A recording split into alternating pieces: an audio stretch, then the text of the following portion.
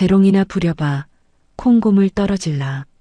시어머니가 친척들 앞에서 턱짓을 하며 내뱉은 말이에요. 10년을 악착같이 학원 돌리면서 시댁 전세금, 남편 양복값, 골프 회원권까지 제 통장에서 다 빠져나갔거든요. 근데 남편이 대기업 상무 달았더라고요. 아, 그날 진짜 온몸이 얼어붙는 기분이었어요. 수저 쥔 손이 하얗게 질릴 만큼 떨렸죠.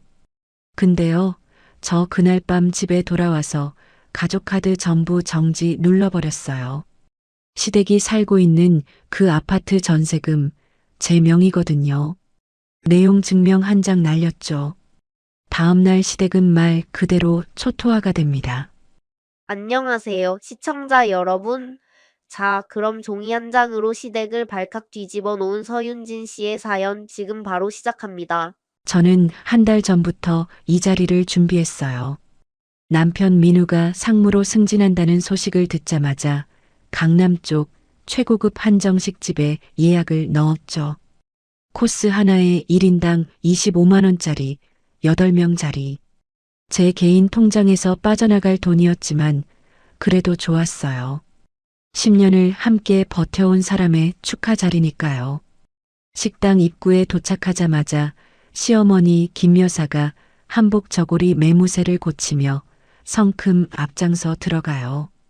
시누이도 새로 산 명품 백을 팔에 걸고 키릴 소리를 또각또각 울리며 따라붙죠. 친척들까지 모두 자리를 잡자 저는 미리 준비해둔 선물 상자를 민우 앞에 내밀었어요. 백화점에서 고른 명품 시계, 포장까지 정성스럽게 감쌌죠. 여보, 승진 축하해. 고생 많았어. 민우가 상자를 열려는 순간 김 여사가 손을 뻗어 상자를 밀쳐냈어요. 탁 하는 소리가 조용한 룸 안에 울렸죠. 됐어, 됐어. 우리 아들이 대기업 상무가 됐는데 그깟 선물이 뭐가 대수라고. 김 여사가 콧바람을 훅 내쉬며 물수건으로 손을 닦아요. 저는 밀려난 상자를 조용히 다시 제 무릎 위에 올렸죠. 민우는 아무 말 없이 물잔만 들어 한 모금 마시더군요. 코스 요리가 하나씩 나오고 분위기가 무르익었어요. 친척 고모부가 민우 어깨를 두드리며 축하한다. 대단하다. 연신 추임새를 넣었죠. 김 여사 얼굴에 점점 홍조가 번지더니 갑자기 저를 향해 턱짓을 하며 입을 열었어요. 야, 윤진아. 저는 젓가락을 내려놓고 고개를 들었어요. 네, 어머님. 이제 우리 민우가 대기업 임원이야. 임원. 알아듣겠어? 김 여사가 식탁을 손바닥으로 탁 치며 친척들을 한 바퀴 둘러봤어요. 그러니까 너도 이제 기어오르지 말고 재롱이라도 한번 부려봐. 콩고물이 떨어질라. 웃음 섞인 목소리였지만 눈은 하나도 웃고 있지 않았어요. 식탁 위로 정적이 깔렸죠. 친척들 몇몇이 어색하게 헛기침을 했어요. 시누이는 고개를 숙이고 핸드폰만 만지작거렸죠. 저는 김 여사의 눈을 가만히 바라봤어요. 10년이 스쳐 지나가더군요. 새벽 5시에 학원 문을 열고 밤 11시에 마감하던 날들. 시댁 아파트 전세금을 제 통장에서 빼서 넣어주던 날. 민우 양복값, 골프 회원권, 법인 영업용 접대비까지 제가 다 대던 날들. 그 모든 게 콩고물이었나요? 어머님, 맛있게 드세요. 저는 그 한마디만 남기고 자리에서 조용히 일어났어요. 룸문을 열고 나와 카운터로 걸어갔죠. 직원이 고개를 숙여 인사했어요. 전체 식대 일시불로 결제할게요. 카드를 내밀자 단말기가 찍 소리를 냈어요. 200만 원이 넘는 금액이 한 번에 빠져나갔죠. 저는 영수증을 지갑에 넣고 식당 현관을 빠져나왔어요. 집에 도착하자마자 안방 옷장을 열었어요. 캐리어를 꺼내 제 옷가지를 차곡차곡 넣었죠. 서재 책상 서랍에서 10년치 세금 서류와 이체 내역서 묶음을 꺼냈어요. 시댁으로 흘러간 모든 돈의 출처가 제 통장이라는 걸 증명하는 종이들이에요. 그 다음 휴대폰을 꺼내 카드사 앱에 접속했어요. 민우 명의로 발급해준 가족카드, 김 여사한테 쥐어준 가족카드. 하나하나 분실 신고를 누르고 정지 버튼을 눌렀죠. 화면에 정지 완료라는 글씨가 뜰 때마다 손끝이 시원해졌어요. 저는 식탁 한가운데에 종이 한 장을 펼쳐 놓았어요. 시댁이 살고 있는 아파트 집주인에게 보낸 내용 증명 사본. 전세 계약을 더 이상 연장하지 않겠다는 통보, 보증금은 제 통장으로 돌려달라는 내용이었죠. 그 옆에 메모지를 하나 더 놓았어요. 가족카드 전부 정지했습니다. 앞으로 제 돈 쓰실 일 없으실 거예요. 현관문 비밀번호를 초기화하고 캐리어 손잡이를 잡았어요. 문을 닫는 순간 10년간 살았던 이 집의 공기가 등 뒤에서 끊어지는 느낌이었죠. 학원 근처에 미리 계약해둔 오피스텔에 도착한 건 밤 11시였어요. 캐리어를 풀지도 않고 노트북을 켰죠. 학원 운영 자금 계좌의 비밀번호를 전부 바꿨어요. 제 명의로 된 모든 금융 자산에 민우가 접근할 수 없도록 하나하나 잠금을 걸었죠. 새벽 4시가 되어서야 마지막 계좌의 비밀번호 변경이 끝났어요. 아침 9시 저는 강남역 근처 법률사무소 문을 열었어요. 대학 동기이자 제 학원의 법률 자문을 맡아주던 변호사 지원이 자리에서 일어나 저를 맞았죠. 윤진아, 무슨 일이야? 얼굴이 왜 그래? 지원아, 이혼할 거야. 소장 써줘. 저는 가방에서 10년치 서류 뭉치를 지원의 책상 위에 올려놓았어요. 지원이 서류 첫 장을 넘기더니 눈이 커졌죠. 이거 전부 내 돈이 시댁으로 간 내역이야? 응. 한 푼도 빠짐없이. 지원이 의자 등받이에 몸을 기대며 저를 빤히 봤어요. 알았어. 제대로 해보자. 지원이 만년필 뚜껑을 열었죠. 저는 그 앞에 앉아 이혼 소장의 첫 줄에 제 이름을 또박또박 적어 넣었어요. 다음 날 오전 10시 시댁 아파트 집주인한테서 연락이 갔을 거예요. 저는 이미 그 시각에 지원의 사무실에서 소장 최종본을 검토하고 있었죠. 그 시각 김 여사는 난생 처음 듣는 말에 전화기를 붙들고 서 있었을 거예요. 아니, 집주인 양반. 갑자기 이게 무슨 소리야? 우리가 여기 산 지가 몇 년인데. 집주인은 사무적인 목소리로 다음 달 만기일에 맞춰 집을 비워달라고 오늘 오후부터 부동산 중개업자들이 집을 보러 올 거라고 통보했을 거예요. 김 여사가 아무리 소리를 질러도 소용없었겠죠. 전세금 명의가 누구인지 김 여사는 그제야 알게 된 거예요. 오후가 되자 정말로 중개업자 2명이 시댁 현관벨을 눌렀어요. 낯선 사람들이 안방과 거실을 기웃거리며 벽지 상태를 확인하고 채광이 좋다느니 평수가 넉넉하다느니 떠들었겠죠. 김 여사는 자기 집이 남의 손에 넘어가는 꼴을 두 눈으로 보면서도 막을 수가 없었을 거예요. 결국 김 여사는 명품 쇼핑백을 들고 백화점 라운지로 도망쳤어요. 평소처럼 카드를 내밀며 마음을 달래려 했겠죠. 직원이 단말기에 카드를 긁고 고개를 갸웃하더니 조심스럽게 말했을 거예요. 손님, 이 카드 현재 정지 상태인데요. 다른 카드 있으시면. 김 여사 얼굴이 하얗게 변했을 거예요. 지갑에서 다른 카드를 꺼내 내밀었겠죠. 또 정지. 그 다음 카드도 정지. 라운지 직원들의 시선이 김 여사에게 쏠리고 뒤에 줄 선 손님들이 수군거렸을 거예요. 김 여사는 쇼핑백을 내려놓지도 못한 채 얼굴을 붉히며 밖으로 뛰쳐나왔겠죠. 제 전화기가 울렸어요. 김 여사 번호였죠. 저는 화면을 한번 보고 조용히 거절 버튼을 눌렀어요. 같은 시각 민우도 터지고 있었을 거예요.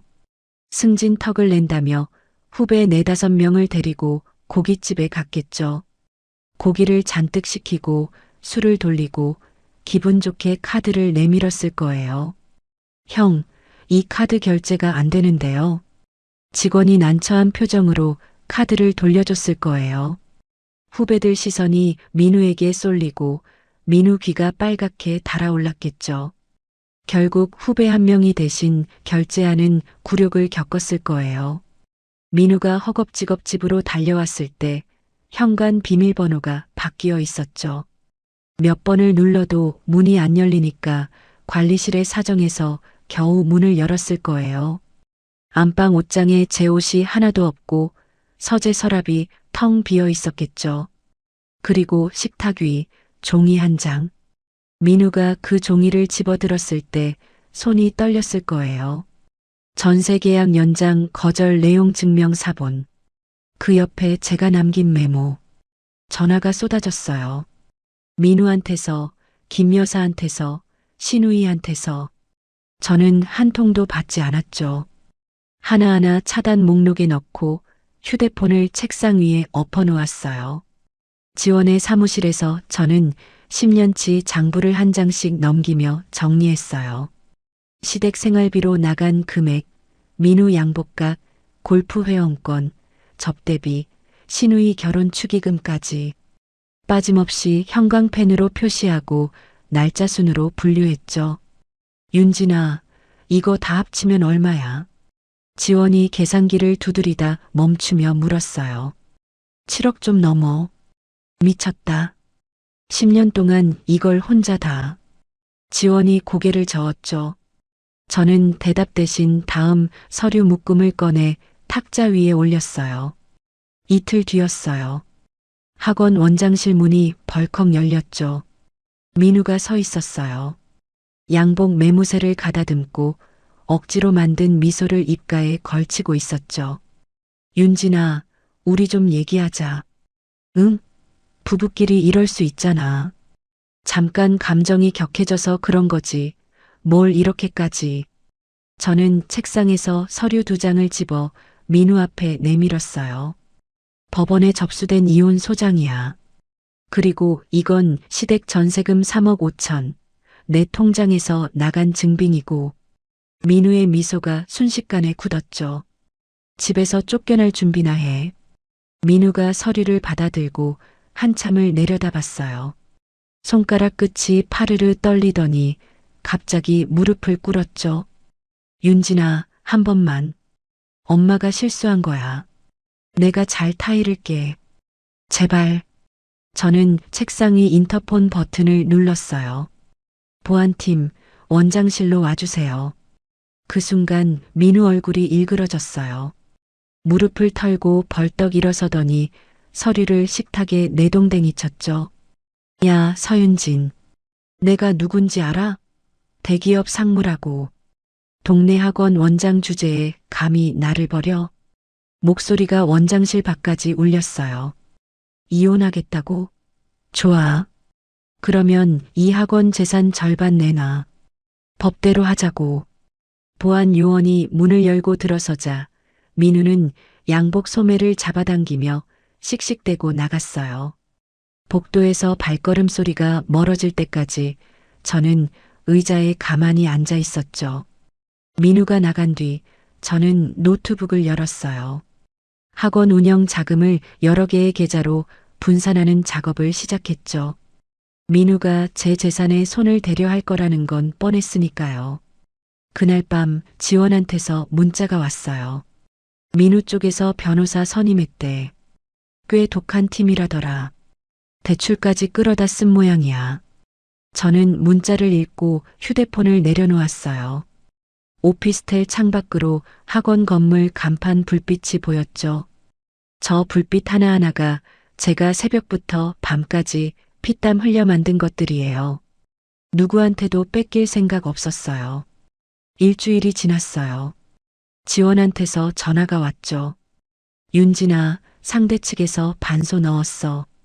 내 학원이 성장한 게 민우의 대기업 인맥 덕분이라고 주장하면서 영업계좌에 가압류 신청까지 걸었어. 저는 전화기를 꽉 쥐었어요. 가압류? 내 학원 계좌를? 응. 법원에서 인용되면 통장이 묶여. 강사 월급이랑 상가 임대료, 당장 다음 주에 나가야 하잖아. 전화를 끊고 나서 한참을 창밖만 바라봤어요. 민우가 인맥을 대줬다고요. 제가 새벽마다 학부모 상담하고 밤마다 커리큘럼 짜고 입소문 하나하나 만들어낸 10년을 그렇게 뒤집어 버리겠다는 거죠. 며칠 뒤 학원 로비에서 소란이 터졌어요.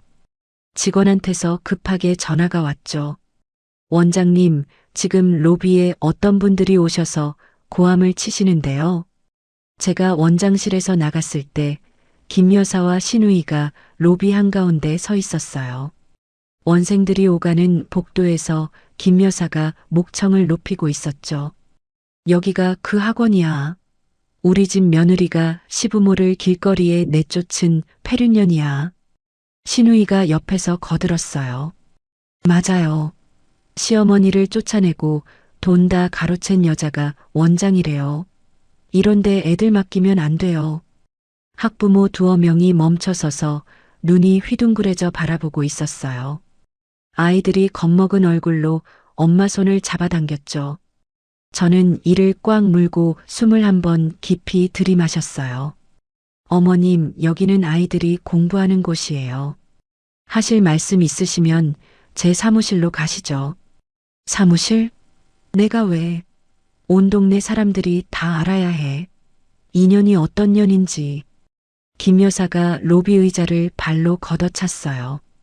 신우이는 핸드폰을 들어 영상을 찍는 신용까지 했죠. 저는 직원에게 눈짓을 보내고 조용히 원장실로 돌아왔어요. 책상 서랍에서 명함 한 장을 꺼내 경찰서에 전화를 걸었죠. 30분 뒤 경찰이 도착해서 김 여사와 신우이를 밖으로 안내했어요. 김 여사가 끝까지 고함을 질렀지만 경찰 앞에서는 더 버티지 못했죠. 그날 오후 저는 강사들을 회의실에 모았어요. 여러분, 지금 제가 개인적으로 이혼 소송 중이에요. 오늘 로비에서 벌어진 일은 상대 측의 악의적인 업무 방해예요. 학원 운영에는 아무 문제 없으니까 걱정하지 마세요. 강사들이 고개를 끄덕였지만 불안한 기색이 얼굴에 남아 있었죠. 저도 알았어요. 소문은 이미 퍼지기 시작했다는 걸. 다음 날부터 학부모들 전화가 쏟아졌어요. 수강 등록 취소 문의, 환불 요청, 상황 설명을 요구하는 목소리들. 저는 한 통 한 통 직접 받으며 설명했죠. 그 와중에 지원과 함께 경찰서를 찾아갔어요. 로비 천장에 달린 CCTV 영상과 직원이 녹음해둔 김 여사의 고함 소리를 USB에 담아 제출했죠. 영업방해로 고소할게요. 접근 금지도 같이 넣어주세요. 지원이 고소장을 접수하는 동안 저는 경찰서 의자에 앉아 눈을 감았어요. 다리가 후들거렸죠. 하지만 멈출 수 없었어요. 사흘 뒤 법원에서 통지가 왔어요. 민우 측이 신청한 가압류가 인용됐다는 내용이었죠. 제 학원의 메인 영업 계좌가 그날부로 동결됐어요. 강사 12명 월급 4,800만 원. 상가 임대료 1,200만 원. 이틀 뒤에 빠져나가야 할 돈이 6천만 원인데 통장에서 단 1원도 움직일 수 없게 된 거예요. 그날 저녁 민우한테서 전화가 왔어요. 차단을 풀고 연락해 온 거였죠. 윤진아, 통장 묶인 거 알지? 학원 망하기 싫으면 합의서에 도장 찍어. 재산 절반만 넘기면 바로 풀어줄게. 목소리에 웃음기가 섞여 있었어요. 저는 아무 말 없이 전화를 끊었죠. 그리고 곧바로 다른 은행 앱을 열었어요.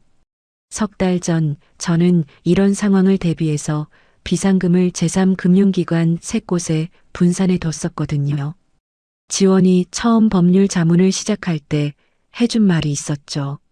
사업하는 사람은 항상 비상통장을 따로 둬야 해. 그 조언이 지금 제 학원을 살리고 있었어요. 저는 비상계좌에서 현금을 인출해 강사들 월급과 임대료를 현금 이체로 처리했어요.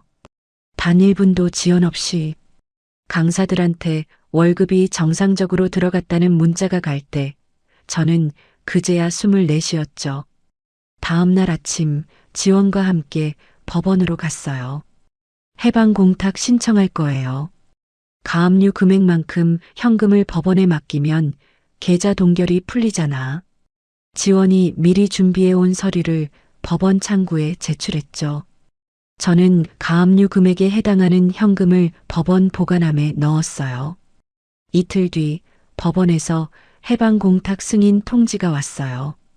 계좌 동결이 즉시 해제됐죠. 학원의 모든 입출금이 정상으로 돌아온 거예요. 저는 그 통지서를 받아들고 오피스텔 창가에 섰어요.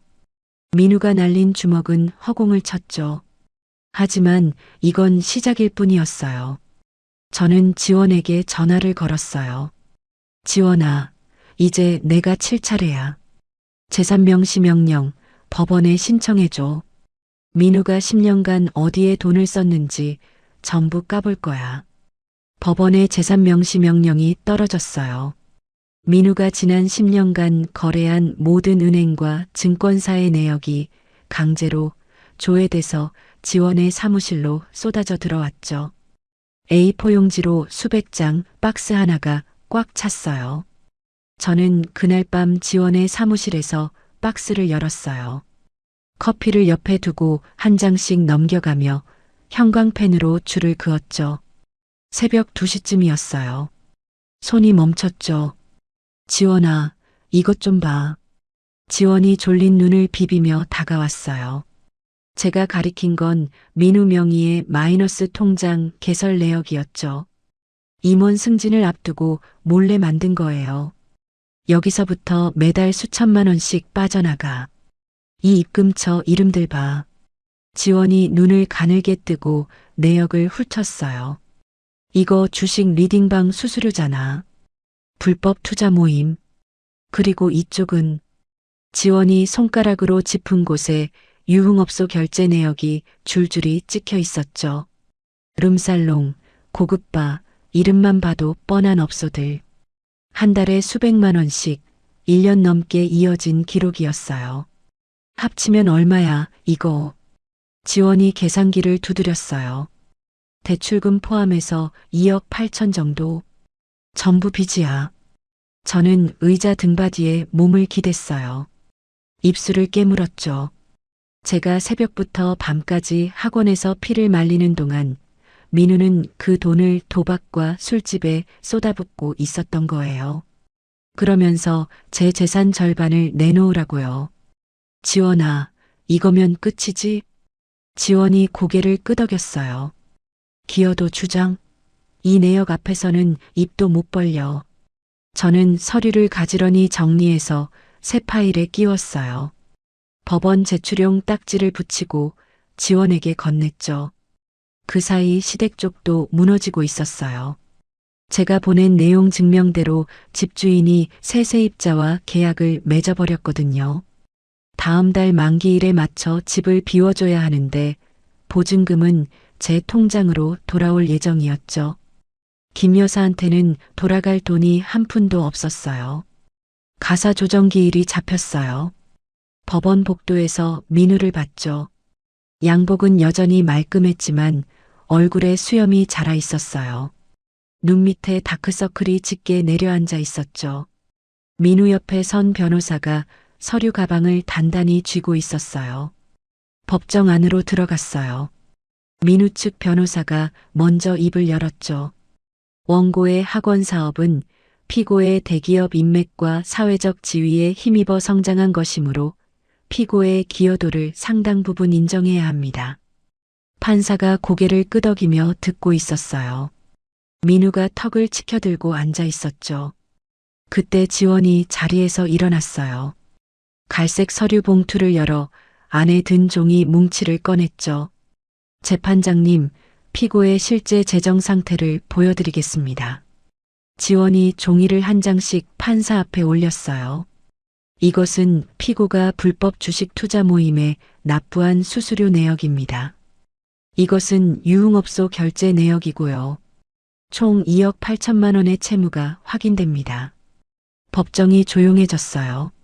민우 측 변호사가 서류를 받아들고 눈을 크게 떴죠. 고개를 돌려 민우를 봤지만 민우는 대답하지 못했어요. 판사가 서류를 한 장씩 넘기며 읽었어요. 표정이 점점 굳어지더니 안경을 벗고 민우를 똑바로 바라봤죠.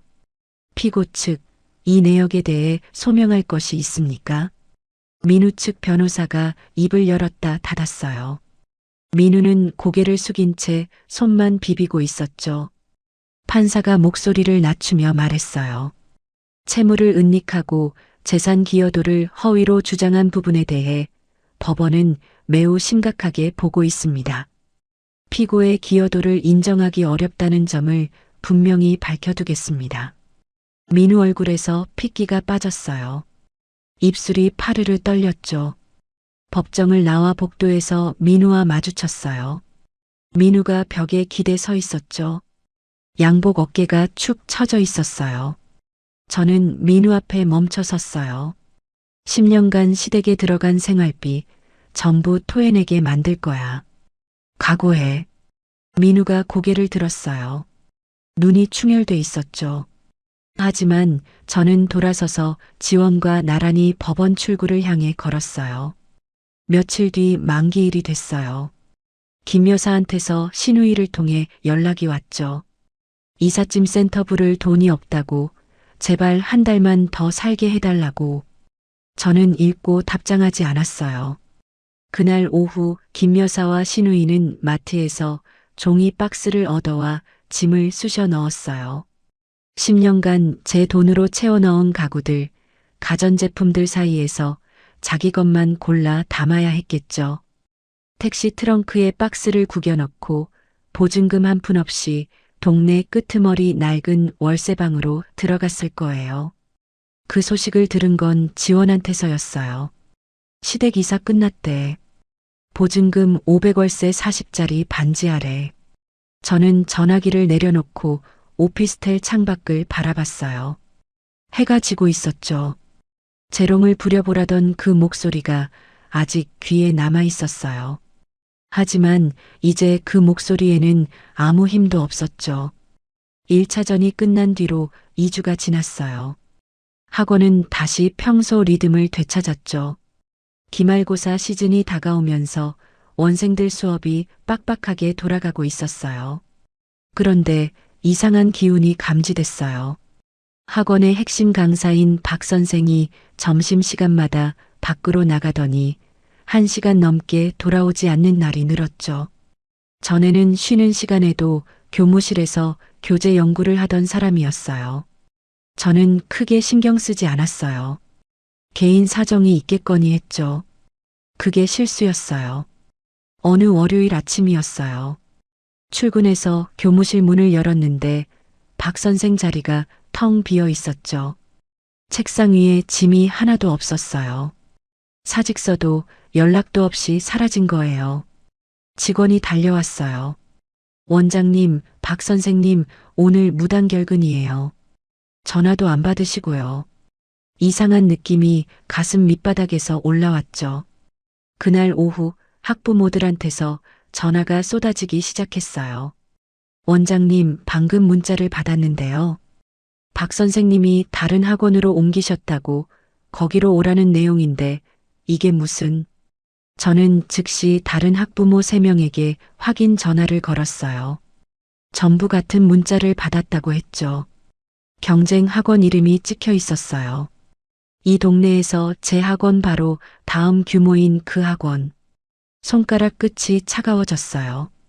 박 선생이 우리 학원 VIP 원생 명부를 갖고 있었으니까요. 학부모 연락처, 성적 데이터, 상담 기록까지 전부. 학부모 항해 전화가 끊이지 않았어요. 기말고사가 코앞인데 담당 강사가 갑자기 사라졌으니 불안할 수밖에 없었죠. 수강 등록 취소 문의가 그날 하루에만 12건이 들어왔어요. 저녁 무렵 민우한테서 전화가 왔어요. 차단을 또 풀고 연락한 거였죠. 윤진아, VIP 명부 넘어간 거 알지? 교재 파일도 통째로 갔어. 이혼 소송 당장 취하 안 하면 그 자료 학원가에 전부 뿌린다. 민우 목소리에 기분 좋은 웃음이 섞여 있었어요. 저는 전화기를 귀에 대고 가만히 듣기만 했죠. 왜 말이 없어? 무섭지? 10년 걸려 만든 거 한 방에 날아가는 기분이 어때? 저는 전화를 끊었어요. 손이 떨리지 않았다고 하면 거짓말이에요. 하지만 주저앉을 시간은 없었죠. 원장실 컴퓨터 앞에 앉아서 학원 보안 서버에 접속했어요. 접속 기록을 열었죠. 박 선생 계정으로 마지막 로그인한 시간은 지난 금요일 밤 11시 47분. 제가 퇴근한 뒤에 몰래 들어온 거예요. 다운로드 기록을 확인했어요. VIP 원생 명부 파일, 자체 제작 교재 원본 파일, 학부모 상담 기록, 전부 USB로 복사한 흔적이 남아 있었죠. 저는 의자 등받이에 몸을 기대고 천장을 올려다봤어요. 그리고 입꼬리가 살짝 올라갔죠. 3년 전 일이 떠올랐어요. 학원 규모가 커지면서 지원이 법률 자문차 사무실에 왔을 때 한마디를 해줬었죠. 사업체 기밀 유출은 언제든 일어날 수 있어. 진짜 중요한 파일은 강사들 접근 가능한 폴더에 원본을 두지 마. 그때부터 저는 강사용 폴더에 진짜 원본 대신 추적용 미끼 파일을 섞어 넣어뒀어요. 복사하는 순간 위치가 추적되는 디지털 식별 장치가 심어진 가짜 파일들이었죠. 박 선생이 가져간 게 바로 그 미끼 파일이었어요. 진짜 VIP 명부와 교재 원본은 제 개인 암호화 드라이브에 따로 보관돼 있었죠. 저는 지원에게 전화를 걸었어요. 지원아, 박 선생이 터졌어. 근데 걔가 가져간 거 미끼 파일이야. 추적 장치 심어둔 거. 내일 바로 움직이자. 지원이 잠깐 침묵하더니 피식 웃는 소리가 들렸어요. 서윤진, 진짜 무섭다 너는. 내일 오후에 경쟁 학원으로 갈 거야. 같이 가줘. 당연하지.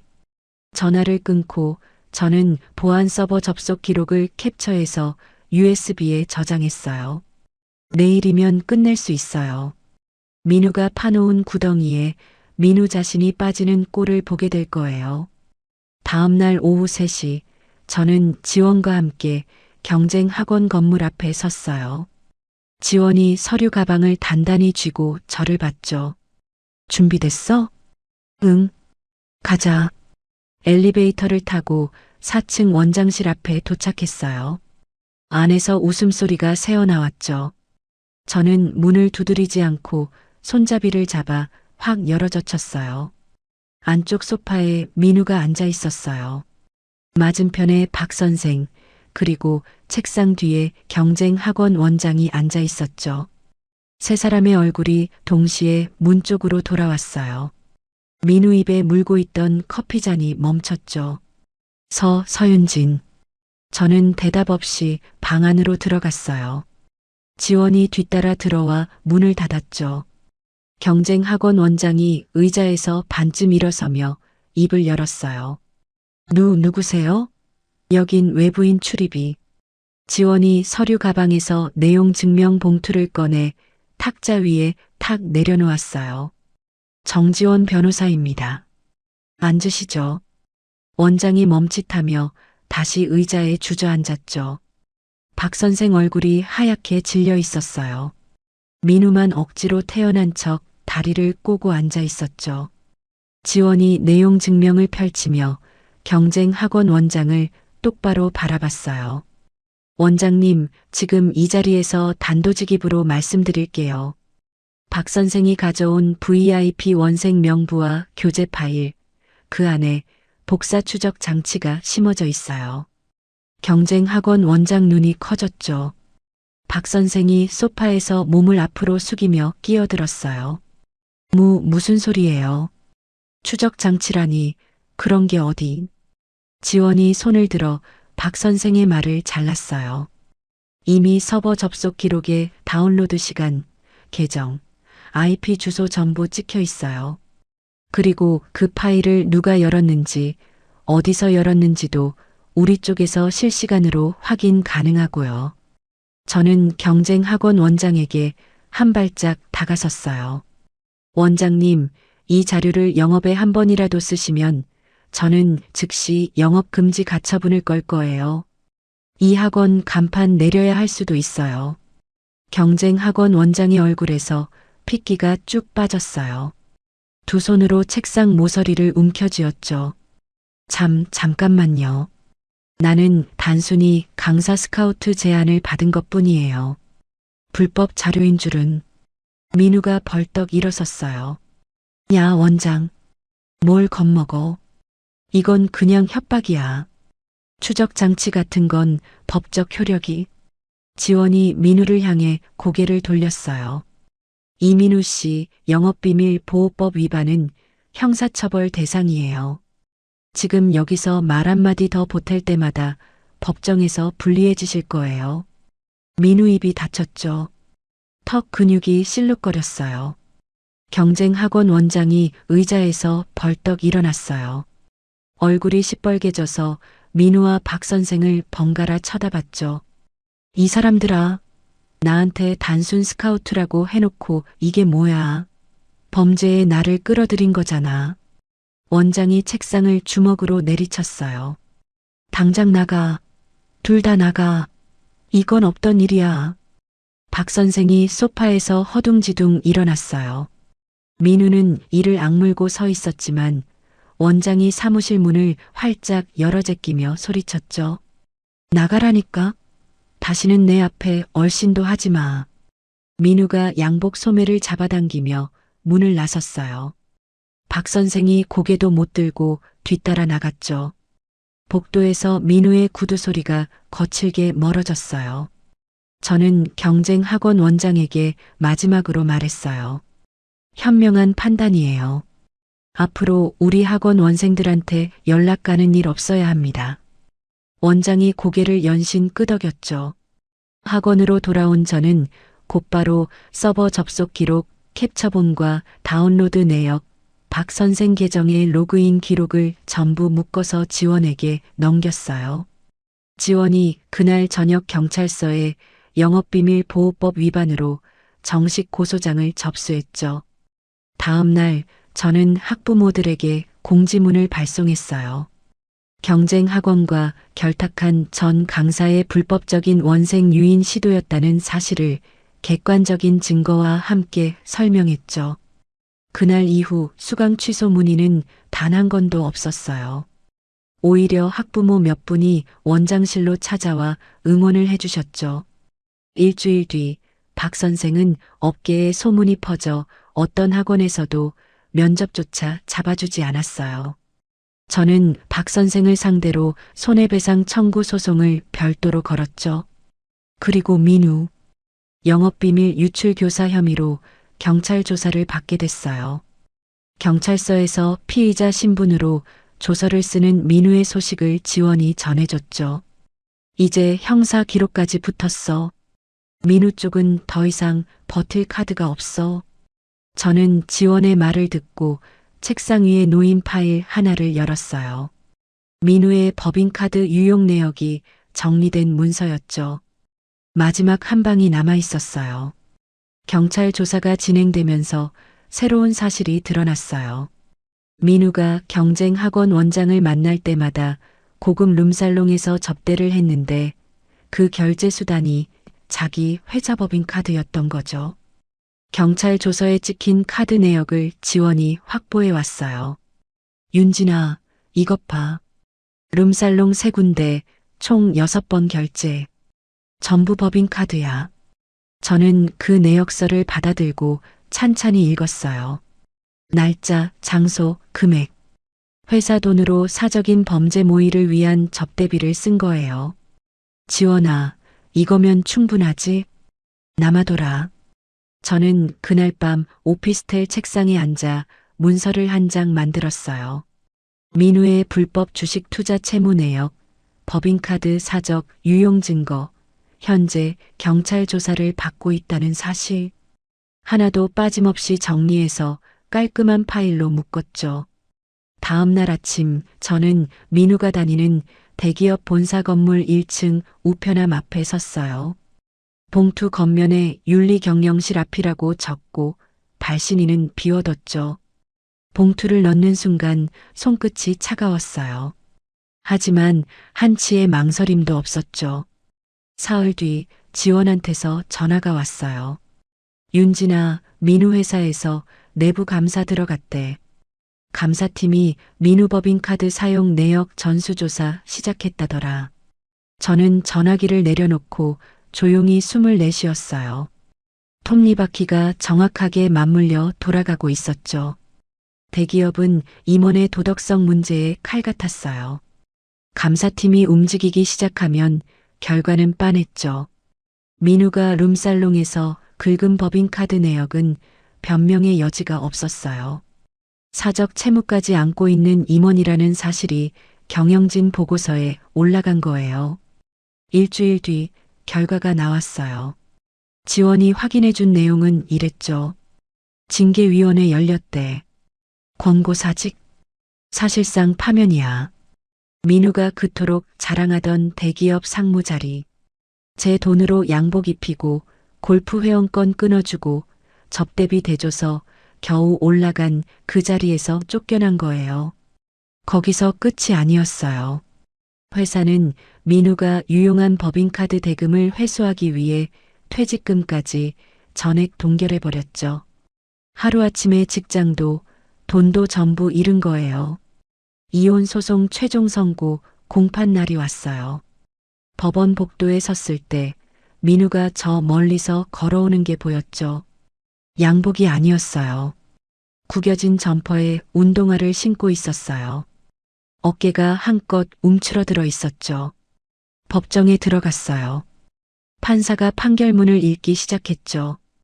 혼인 파탄의 귀책 사유는 전적으로 피고에게 있음을 인정합니다. 피고의 재산 형성 기여도는 0%로 판단하며 위자료 및 소송 비용 전액을 피고와 피고 측 모친이 원고에게 지급할 것을 명합니다. 판사의 목소리가 조용한 법정 안에 울렸어요.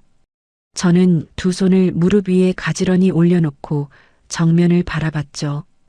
옆에서 지원이 제 팔꿈치를 가볍게 건드렸어요. 저는 고개만 살짝 끄덕였죠. 민우는 고개를 숙인 채 미동도 하지 않았어요. 민우 측 변호사가 서류를 챙기며 먼저 자리를 떴죠. 법정을 나와 복도를 걷는데 뒤에서 발소리가 따라왔어요. 돌아보니 민우가 서 있었죠. 눈가가 벌겋게 부어 있었어요. 민우가 갑자기 바닥에 무릎을 꿇었어요. 법원 복도 한가운데서요. 지나가던 사람들이 멈춰서서 쳐다봤죠. 윤진아, 한 번만. 제발 한 번만 봐줘. 내가 잘못했어. 다 내가 잘못한 거야. 민우 목소리가 떨리고 콧물이 흘러내렸어요. 법원 경비원이 멀찍이서 이쪽을 살피고 있었죠. 저는 민우를 내려다봤어요. 10년 전 이 사람과 혼인신고서에 도장을 찍던 날이 잠깐 스쳤죠. 하지만 그건 이미 끝난 이야기였어요. 매달 위자료 밀리지 말고 입금해. 저는 그 한마디만 남기고 돌아섰어요. 지원이 나란히 걸어왔죠. 법원 출구에 유리문을 밀고 밖으로 나왔어요. 5월 바람이 얼굴을 스쳤어요. 가슴속에 10년간 엉켜있던 무언가가 풀려나가는 느낌이었죠.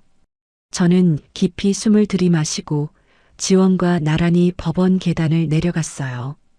이혼이 확정된 지 1년이 흘렀어요. 민우 소식은 가끔 지원을 통해 들려왔죠. 불법 주식 리딩방에서 진 빚은 도박으로 분류돼서 개인 파산 신청이 법원에서 기각됐대요. 갚을 방법이 없는 사채 이자가 눈덩이처럼 불어나고 있다고 했죠. 대기업 상무 명함을 내밀며 후배들 앞에서 큰 소리치던 그 사람이 이제는 새벽 5시에 일어나 배달 오토바이를 몰고 밤에는 대리운전 코를 잡으며 하루하루를 버틴대요. 신용불량자 딱지가 붙어서 자기 이름으로 된 통장 하나 못 만드는 처지가 됐다고 했죠. 김 여사 소식도 들렸어요. 신우이한테 같이 살자고 매달렸지만 신우이가 매몰차게 거절했대요. 결국 동네 끝자락 허름한 식당 주방에서 설거지 알바를 하고 있다고 했죠. 관절이 안 좋아서 1시간만 서 있어도 무릎이 부어오른다는데 쉴 수가 없대요. 월세 40만 원을 밀리면 당장 나앉아야 하니까요. 콩고물이 떨어질라.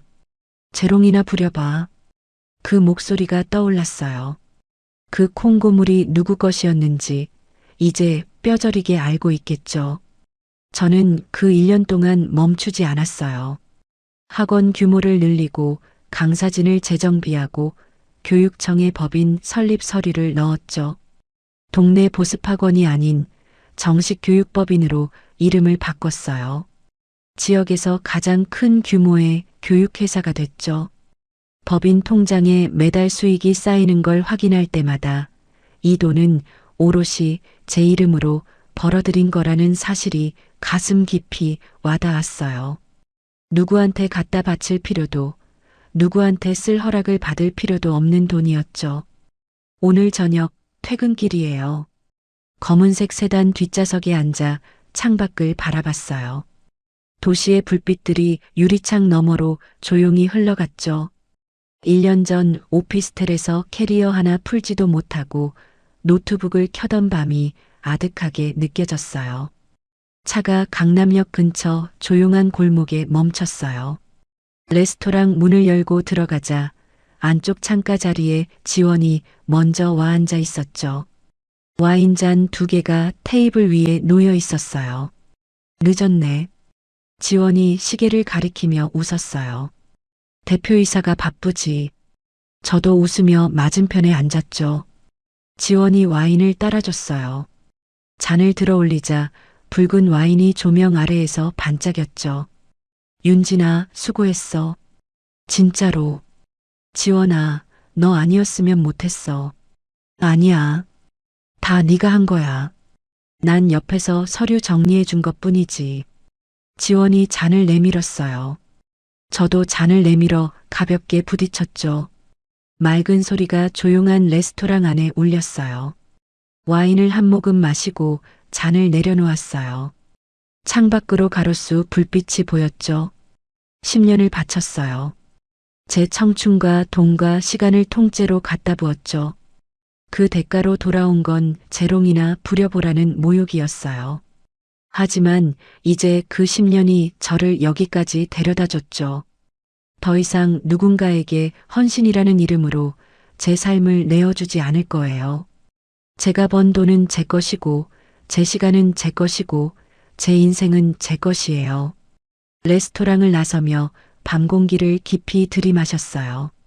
서늘하고 깨끗한 공기가 폐를 가득 채웠죠. 지원이 옆에서 나란히 걸었어요. 다음 주에 법인 2호점 계약서 검토해 줄 수 있어? 당연하지. 보내줘. 저는 웃었어요. 가볍고 홀가분하고 환한 웃음이었죠. 앞으로 펼쳐질 내일이 오롯이 제 것이라는 사실이 이 밤의 공기보다 더 시원했어요. 여러분, 서윤진 씨의 이야기는 여기까지입니다. 돌이켜보면 이건 단순히 돈을 되찾은 이야기가 아니에요. 10년 동안 잃어버렸던 자기 자신을, 자기 이름을 되찾은 이야기였죠. 누군가를 위해 헌신하는 게 나쁜 건 아니에요. 근데 그 헌신이 당연한 거로 취급받고 심지어 모욕의 대상이 되는 순간 그건 더 이상 사랑이 아니라 착취거든요. 시청자 여러분은 이 사연에 대해 어떻게 생각하시나요? 혹시 지금도 누군가를 위해 나를 깎아내리고 계신 건 아닌지요? 나를 지키는 건 이기적인 게 아니에요. 그게 진짜 용기예요. 인생 후반전이라고 늦은 거 없습니다. 서윤진 씨처럼 대단한 일이 아니더라도 오늘 하루 나를 위한 선택 하나쯤은 해보시는 거 어떨까요? 여러분의 내일도 분명 빛날 겁니다. 오늘 사연이 속 시원하셨다면 좋아요 눌러주시고요. 끝까지 잘 들었다면 이 사연에 대해 여러분의 생각을 댓글로 하나만 남겨주세요.